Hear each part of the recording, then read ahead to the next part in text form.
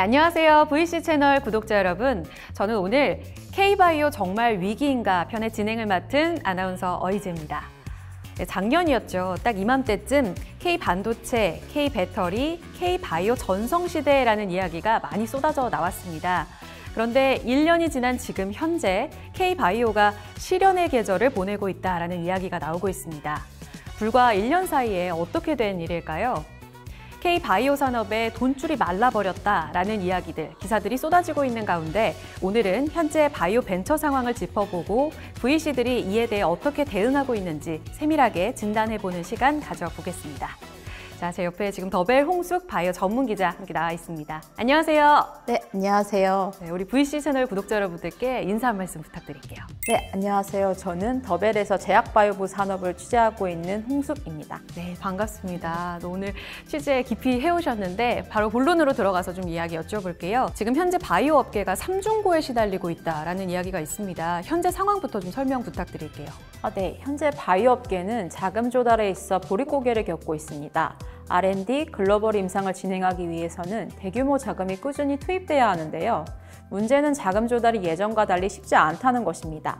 바이오 업계가 자금 조달에 어려움을 겪는 가장 큰 이유로는 IPO 절벽, 금리 인상, 주가 하락 등을 손에 꼽을 수가 있겠는데요. 이런 상황에 맞춰 국내 VC들도 바이오 벤처 투자에 신중을 기하며 비상장 바이오 벤처 투자 환경에 영향을 미치고 있습니다. 한국벤처캐피탈협회에 따르면 업종별 벤처캐피탈 신규 투자 비중은 올해 1분기 바이오 의료가 19.5%로 전년 동기 대비 8.5%포인트 축소했습니다. 2018년부터 2020년까지 3년 내내 ICT 서비스, 유통 서비스 등을 제치고 1위 분야를 차지했었는데 4년 만에 20% 아래로 떨어지고 순서도 3위로 밀려났습니다. 말씀하신 지금 자금 조달 어려운 이유 세 가지 말씀해 주셨는데 금리 인상이나 주가 하락은 워낙 또 뉴스로도 많이 노출이 돼서 직관적으로 좀 이해가 됩니다.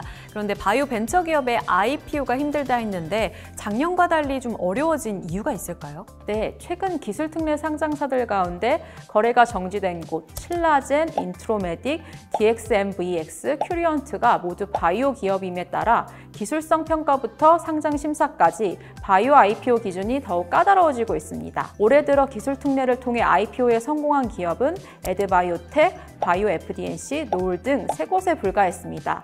2020년 전체 24건, 2021년 16건에 비하면 턱없이 적은 수치입니다. 공식적으로 집계된 지표는 없지만 취재 현장에서 펀딩을 개시한 기업 중 약 절반 정도는 펀딩 클로징을 못하거나 밸류를 낮춰 펀딩을 이어가는 모습을 보이고 있습니다. 특히 헬스케어 분야의 이 같은 현상은 신약 개발 기업에 두드러져 나타나고 있는데요. 매출이 없는 신약 개발 기업들이 기술 특례 상장 제도 등을 통한 코스닥 상장에 어려움을 겪고 있습니다. 한때 이러한 추세가 이어지면서 올해 신약 개발 기업 코스닥 상장이 전무할 거라는 전망도 나왔습니다. 그렇다면 VC 업계 최근 실제 분위기도 그러한지 궁금합니다. 듣기로는 심사역들에게 아예 바이오 투자권을 가지고 오지 말아라 이런 우스갯소리도 나온다고 하는데 실제 그런가요, 기자님? 네, 실제로 일부 유한 책임 투자자, 즉 LP가 당분간 바이오, 특히 신약 개발 기업은 투자하지 말라고 VC에게 말한다는 이야기가 업계에서 나오고 있습니다. 또 VC 업계에서도 IPO 등 엑식 계획에 차질이 빚어지면서 매출 기반이 탄탄한 기업 중심으로 투자하려는 움직임을 보이고 있는데요.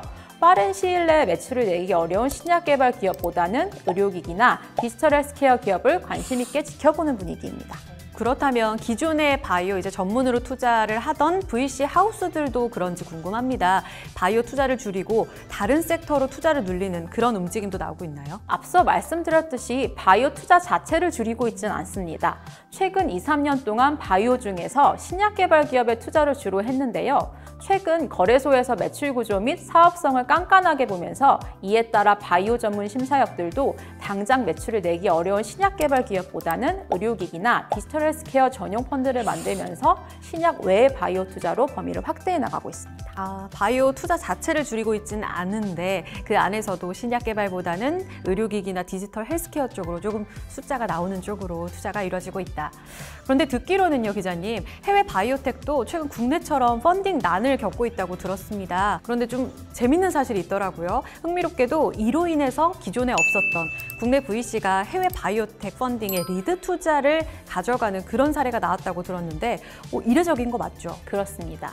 지금 미국 현지 VC 및 투자사들도 경기 침체와 고밸류를 이유로 투자행을 미루고 있는 가운데 다급해진 해외 바이오 벤처 일부가 국내 VC와 접촉하는 분위기도 감지되고 있는 상황입니다. 작년까지 해외 바이오 벤처들이 펀딩 과정에서 투자를 이드한 해외 VC가 국내 투자자나 VC에 추가로 문을 여는 것을 제한한 것과 대비되는데요. 미국 보스턴 소재의 한 바이오 벤처는 국내 대형 VC를 앞세워 7천만 달러, 하나 약 800억 원 규모의 펀드레이징에 나선 것으로 확인됩니다. 한 VC 업계 관계자는 기존의 해외 지사를 열거나 사업 거점을 마련한 일부 국내 VC들에게만 투자 기회가 주어졌는데 올해 들어선 접촉을 시도하는 해외 바이오 벤처 수가 늘어나는 등 분위기가 사뭇 달라졌다라는 이야기도 했습니다.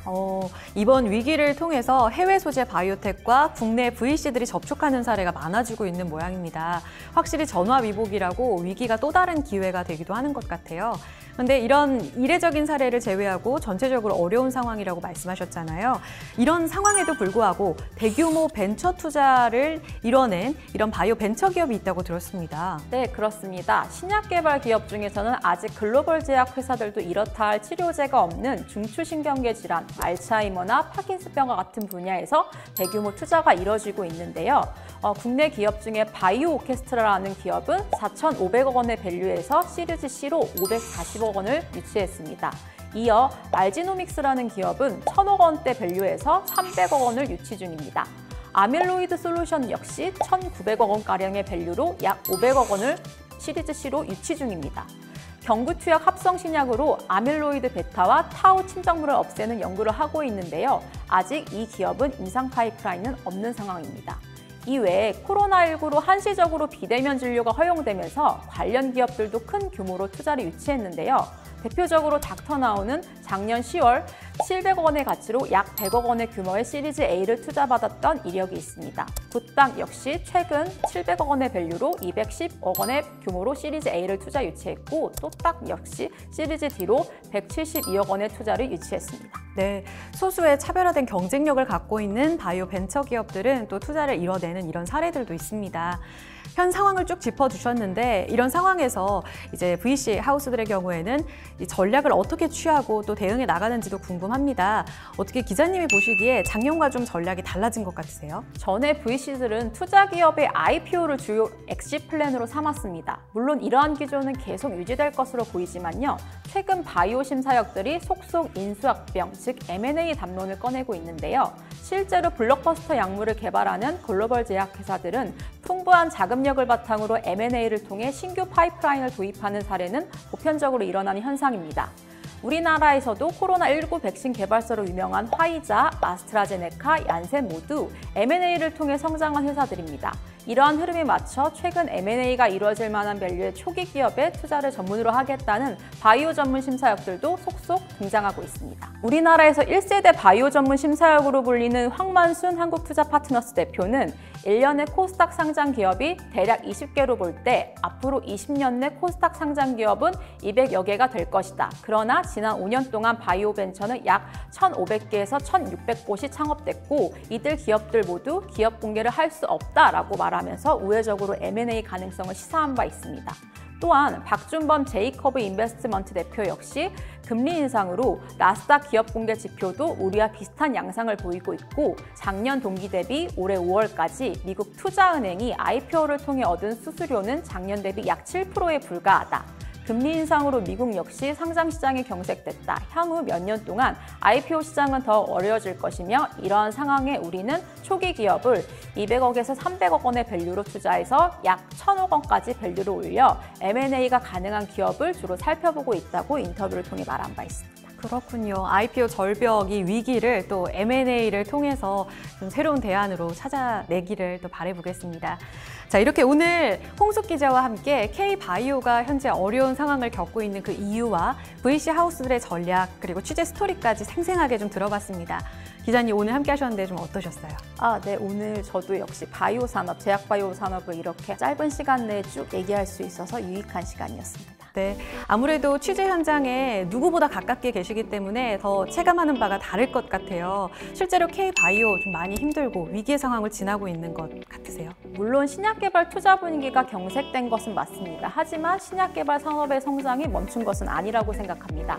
신약 개발은 긴 호흡이 필요한데요. 미국과 유럽에 있는 글로벌 제약회사들의 역사는 100년이 훌쩍 넘었습니다.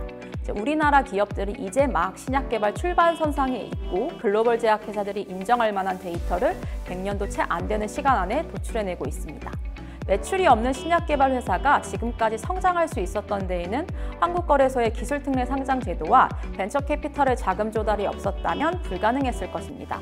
오늘도 신약 개발을 비롯한 바이오 벤처는 글로벌 시장에 진출하기 위한 데이터 도출을 위해 한 발짝 나아가고 있습니다. 그리고 그 옆에는 자본 조달뿐만 아니라 신약 개발 기업의 든든한 조력자인 바이오 전문 심사역들이 있습니다. 언제나 그랬듯 바이오 벤처 기업들과 VC들이 어려운 난관 속에서도 반드시 길을 찾을 거라고 믿고 또 확신합니다. 네, 오늘 생생한 취재 스토리 들려주셔서 고맙습니다. 감사합니다. 네, K-바이오 벤처 투자에 대한 생생한 이야기, 또 깊이 있는 이야기까지 자세히 다뤄봤습니다. K-바이오는 현재 성장통을 겪는 그 과정이 아닐까 싶습니다. 하지만 비온 뒤에 땅이 더욱 단단하게 굳는다고 하잖아요. 유동성 경색이라는 힘든 구간을 지나가고는 있지만 우리 K-바이오 그리고 VC 하우스에서 또 다른 새로운 길을 찾아서 한 단계 더 도약할 수 있기를 바라보겠습니다.